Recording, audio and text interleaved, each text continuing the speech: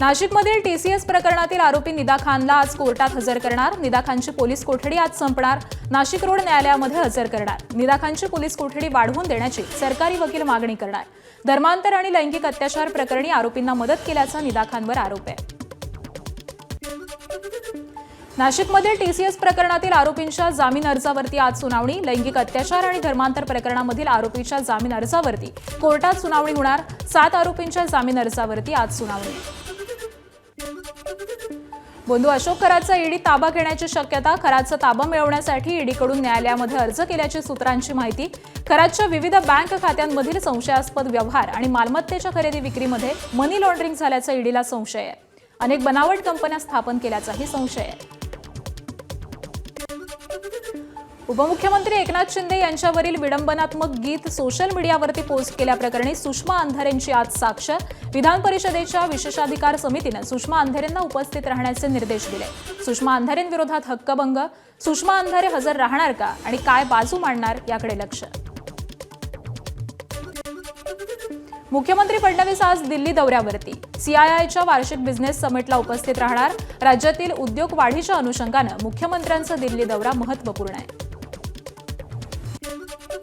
उपमुख्यमंत्री सुनेत्रा पवार आज रायगडच्या दौऱ्यावरती। रोहा शहरामध्ये 16 कोटी 32 लाख रुपयांच्या विकास कामांचं भूमिपूजन करणार। राष्ट्रवादीचे प्रदेशाध्यक्ष सुनील तटकरे आणि मंत्री आदिती तटकरे यांचा रोहा हा बालेकिल्ला आहे।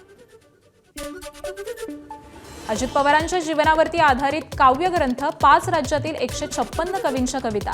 सुनेत्रा पवारांच्या हस्ते होणार पुस्तक प्रकाशन। अजितदादांच्या राजकीय प्रवासापासून त्यांच्या प्रशासकीय कौशल्यापर्यंतचे सगळेच पैलू या 156 कवितांच्या माध्यमामधून वाचकांपर्यंत पोहोचणार। लोकनेते अजितदादा पवार या नावाचा प्रातिनिधिक संग्रह हा तयार झालेला आहे। माननीय अजितदादांचं योगदान आणि त्यांचं कर्तृत्व जे आहे हे ऐतिहासिक आहे आणि त्यांच्या जीवनचरित्रावरती देशभरातल्या 156 कवींनी आपल्या कवितेच्या माध्यमातून आदरांजली वाहिलेली आहे। आणि या ग्रंथाचं प्रकाशन जे आहे महाराष्ट्राच्या उपमुख्यमंत्री सुनेत्राताई अजितदादा पवार यांच्या हस्ते 29 मे रोजी 32व्या अखिल भारतीय नवोदित मराठी साहित्य संमेलनामध्ये धाराशिव या ठिकाणी होणार आहे। कांद्याला कवडीमोल भाव, त्यामुळे कांदा उत्पादक शेतकरी आर्थिक संकटात। कांदा उत्पादक शेतकऱ्यांना दिलासा देण्यासाठी रोहित पवारांचा पुढाकार। रोहित पवार 18 मे रोजी लासलगाव बाजार समितीत उपस्थित राहणार। सोशल मीडियावरती पोस्ट करून माहिती दिली आहे। पुण्याच्या पर्वती परिसरामधील अरण्येश्वर तावरे कॉलनीमध्ये गाड्यांची तोडफोड। तरुणांनी नशेच्या अवस्थेमध्ये गाड्यांची तोडफोड केल्याची घटना। किरकोळ कारणावरून हाणामारी झाल्याची माहिती। धाराशिवमध्ये 10 कोटीच्या हाशिश ऑइल तस्करी प्रकरणामधील मुख्य सूत्रधाराला अटक। ओडिशाच्या नक्षलग्रस्त भागामधून धाराशिव स्थानिक गुन्हे शाखेच्या पथकानं अटक केली आहे। नळदुर्ग इथल्या 10 कोटी 38 लाख किमतीच्या हाशिश ऑइल तस्करी प्रकरणात प्रसेनजीत खिमरहन दास याला अटक केलेली आहे। सांगलीत नशेच्या इंजेक्शनचा मोठा साठा जप्त। रोगासाठी घातक आणि नशेसाठी वापरली जाणारी 74 ट्रेमिमाइड इंजेक्शन्स जप्त। आष्टामधून दोघांना अटक, तर इंजेक्शन विक्रीचा तरुणाकडे कोणताही परवाना नव्हता। सांगली एलसीबीची कारवाई। कोल्हापुरातील पन्हाळा तालुक्यामधील मरळी इथं ऊसाच्या शेतामध्ये गांजाची रोपं 25 किलो गांजा पोलिसांनी जप्त केलाय। भिकाजी पाटील या शेतकऱ्याला गुन्हे शाखेनं अटक केली आहे। नागपुरात पाकिस्तान निर्मित कथित गोरी क्रीमच्या विक्रेत्यावरती गुन्हा दाखल। तसंच भारतामध्ये पुरवठा करणाऱ्या मुख्य सूत्रधारावरती देखील अन्न आणि औषध प्रशासनानं गुन्हा दाखल केलाय। पाकिस्तानातून येणारी गोरी क्रीम नियमांना धरून उत्पादित केली जात नसल्यानं तपासामधून समोर आलंय। कर्नाटक राज्यामध्ये चोरलेले 4 लाखांचे 28 मोबाईल जप्त। मनमाड लोहमार्ग पोलिसांची मोठी कारवाई। तिघांना मुद्देमालासह अटक केली आहे। 3 आरोपी आणि मुद्देमाल कर्नाटक राज्यामधील कलबुर्गी पोलिसांच्या ताब्यात देण्यात आलाय। बीडच्या माजलगाव अत्याचार प्रकरणानंतर गर्भवती राहिलेल्या अल्पवयीन मुलीचा गर्भपात करणाऱ्या वडिलांना न्यायालयीन कोठडी, तर महिला डॉक्टर नरगिस शेख विरोधात गुन्हा। अटक होण्याचीही शक्यता आहे।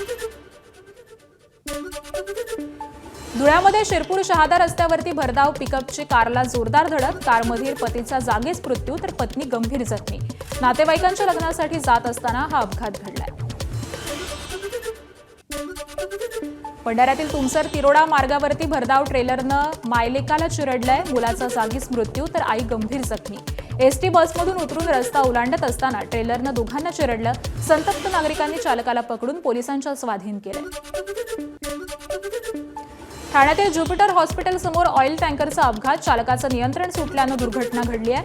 रस्त्यावरती ऑइल सांडलेलं होतं. आपत्ती व्यवस्थापन विभागाकडून ऑइल सांडलेल्या ठिकाणी माती टाकून वाहतूक पूर्ववत केली आहे. छत्रपती संभाजीनगरच्या वैजापूर तालुक्यातील शिऊर बंगला इथं आगीमध्ये 7 ते 8 दुकानं जळून खाक. या आगीमध्ये पान स्टॉल, नाश्ता हॉटेल, त्याचबरोबर मोटार गॅरेज आणि इतर छोट्या व्यावसायिकांचं दुकानं ही जळून खाक झाली आहेत. आगीचं कारण हे अजूनही अस्पष्ट आहे. बुलढाण्यामध्ये नांदुरा तालुक्यातील कंडारी गावामध्ये वादळी वाऱ्यामुळे लग्नात विघ्न. लग्न मंडप विद्युत तारांमध्ये अडकून आग लागल्याची घटना. मंडप आणि दुचाकी जळून खाक. सुदैवानं जीवितहानी नाही. नंदुरबार जिल्ह्यामधील 32 आरोग्य उपकेंद्र कर्मचारी अभावी बंद. ग्रामीण भागामधील आरोग्य सेवा गंभीर संकटात. आरोग्य सेविका, औषध निर्मिती अधिकारी आणि CHO ही पदं रिक्त आहेत. तळोदा, अक्कलकुवा आणि धडगाव तालुक्यांमध्ये परिस्थिती गंभीर आहे. नागरिकांना प्राथमिक उपचारांसाठीही भटकंती करावी लागते. हिंगोलीत शक्तीपीठ महामार्गाच्या शासन निर्णयाची होळी. शक्तीपीठ महामार्गाला जमीन देणार नाही. जिल्ह्यातील सिरला या गावामध्ये शेतकऱ्यांचा निर्धार. वडिलोपार्जित जमीन न देण्याची शेतकऱ्यांनी शपथ घेतली आहे.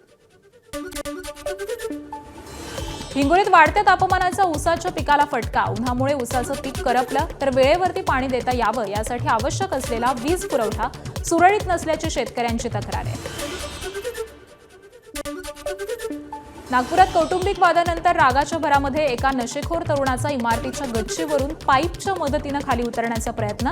मात्र 5व्या मजल्यावरती आल्यानंतर भीती वाटल्यानं तो खिडकीवरती बसला. नशा उतरल्यानंतर मदतीसाठी आरडाओरडा केला. पोलीस आणि अग्निशमन दलानं त्याची सुखरूप सुटका केली आहे. नाशिकमधील मालेगावातील मोक्षगंगा नदी अस्वच्छ. महापालिका प्रशासनाच्या उदासीनतेमुळे नदीत प्लास्टिक आणि कचरा साचलाय. पावसाळ्यापूर्वी नालेसफाईसोबतच नदीची स्वच्छता करण्याची स्थानिक नागरिकांनी मागणी केली आहे. सोनं आणि चांदीचे दर वाढल्यामुळे तुळजाभवानी मंदिराला दान करण्यात येणारं सोनं आणि चांदीमध्ये यंदा घट झाली आहे. गेल्या वर्षीच्या तुलनेत यंदा 7 किलो सोनं कमी अर्पण. खजिन्यामध्ये 2 वर्षांमध्ये 28 किलो 408 ग्रॅम सोनं आणि 523 किलो चांदीची भर पडली आहे. सिंधुदुर्ग जिल्ह्यामधील देवगडमधील कुणकेश्वर मंदिरामध्ये 11,000 हापूस आंब्याची आरास. आंबा बागायतदारांनी कुणकेश्वर मंदिराला आंबे दिलेत. तर यंदा आंब्याचं उत्पादन कमी झालं तरी देखील कुणकेश्वर चरणी आंबे अर्पण करण्यात आलेत. शेगावमधील संत गजानन महाराज मंदिर परिसरामध्ये आजपासून भाविकांना मोबाईल वापरण्यास प्रतिबंध. भाविकांना सुलभ दर्शन घेता यावं म्हणून मंदिर प्रशासनाचा निर्णय. पुढील वर्षभर सोनं खरेदी न करण्याचं पंतप्रधान मोदींचं आवाहन. देशहितासाठी इंधन गरजेनुसार वापरा. खाद्यतेल जपून वापरा. देशाच्या नागरिकांना उद्देशून पंतप्रधानांचं महत्त्वाचं आवाहन. तर आखाती युद्धामुळे वस्तूंच्या जागतिक पुरवठा साखळीवरतीही परिणाम. जागतिक संकटाच्या काळात दूरदर्शी आवाहन. पंतप्रधानांच्या आवाहनानंतर अमित शहा यांचं विधान. भारताला आत्मनिर्भर बनवण्याचा आराखडा तर स्थिर, बलवान आणि अग्रगण्य राष्ट्र घडवण्यासाठी एक निर्णायक पाऊल. शहा यांचं वक्तव्य. एका दिवसात चार्टर विमानानं दौरे. 40 ते 50 गाड्यांचा ताफा. कोट्यवधी रुपयांचा खर्च आणि सामान्य जनतेला उपदेश. पंतप्रधान मोदींनी केलेल्या वक्तव्यावरती सामाजिक कार्यकर्ते अंजली दमानिया यांची टीका. तर झूम ॲप रॅली, सभा आणि भाषणांसाठीही वापरता येतो. दमानियांची टीका. 5 राज्यांच्या निवडणुकांमध्ये दणदणीत प्रचार, मोठ्या रॅली, रोड शो झाले. आता पंतप्रधान मोदयांना संकट दिसू लागलेलं आहे का? पंतप्रधान मोदींनी केलेल्या आवाहनानंतर रोहिणी खडसेंची टीका. तर मर्यादाच घालायची आहे तर स्वतःच्या परदेश दौऱ्यांवरती, जाहिरातींवरील खर्चावरती घाला. खडसेंची टीका. युद्धविराम झाला तरी हॉर्मुझ सामुद्रधुनीवरून तणाव कायम. हॉर्मुझच्या सामुद्रधुनीमधील तणावाचा परिणाम जागतिक तेल व्यापारावरती.